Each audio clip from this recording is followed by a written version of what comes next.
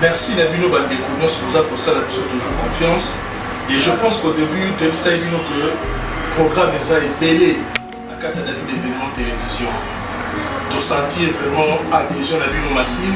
Mais tu sais, nous sommes tout au long de s'abonner, Bouya, pour se rejoindre dans la Bisso, et aussi la Bisso, vraiment plaisir à toi. Les deux émissions de la Bisso, au Yubanakin, dans la porte de la émission Lobela. Lobela est ici. Lobela est une émission aux artistes, aux pasteurs, aux activités de la Salaka. Il y a une émission de Lobela pour que tout découvrir même au Salaka et puis comment est-ce que aux a pour évoluer la profession. Et je pense que la plateau est Melo dans mon côté. Et pour une toute première fois, Nazar a invité Malobi, David d'événements TV dans les bons toujours. Dans les bons toujours. Makambe Bayon.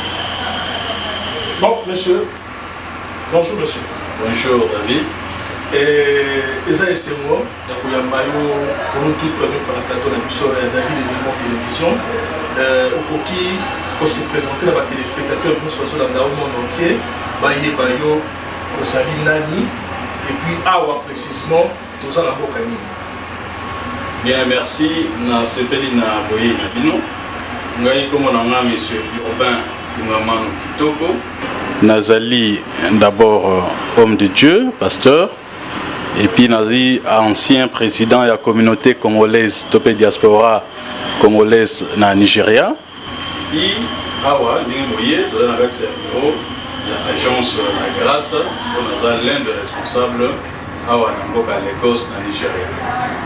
Ok, merci beaucoup, papa. Toi qui triple présentation d'ailleurs, aussi Bisso des un pasteur et les deux, Ozara qui est parmi le président de la colonie congolaise Awa, en Nigeria, et puis Oza un des membres influents de l'agence La Grâce. Mais est-ce que Toko Yeba depuis Bima Congo?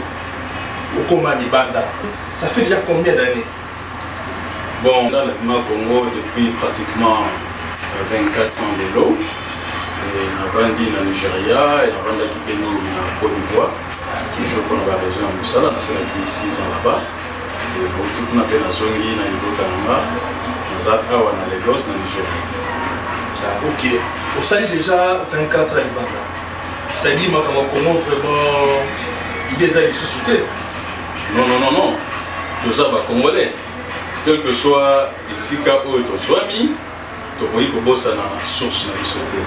Donc chaque fois, et surtout que les médias, les lots, et comme il est délai. Donc tout ça toujours connecté dans le pays, dans le Congo. On a ramené ces cas sur le plan social, sur le plan économique, tout comme sur le plan politique, Tolanda chaque jour. Donc nous sommes vraiment à la pointe, il y a information au État au Congo. Et merci beaucoup. Bon, merci beaucoup, Pasta, ou bien le Banini. Bon. Alors, Daniela Tuna, impression à yo ya liboso tango yaki na Nigeria, Isaki Nini. Bon, d'abord, première impression tango na yé, na monaki mboka, isa batubile, c'est un pays très peupleux.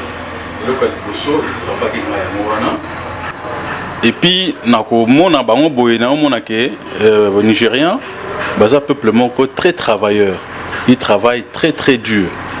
Les gens disent que les Nigériens sont vraiment un véritable patriote. Est-ce que vous pouvez pouvoir ou désapprouver? Effectivement, ils ont vraiment un solo. Les Nigériens sont très patriotes. Ils sont un peuple oyo, balingi mboka na bango mingi. Et voilà, ils ont se démontré. Ah, ok, peuple nigérian, c'est vraiment un peu patriote. Balingi mboka na bango trop. Pasteur, toi qui es un peu dans le domaine pastoral, en tant que Congolais, vous êtes pasteur, conseil ni qui vraiment copé ça na Congolais oyo, baza na Congo, même ba oyo baza libanda Lagos. Par rapport à la vie aux environs en Nigeria. Conseil ni copé ça na peuple congolais. Bon, conseil, il y a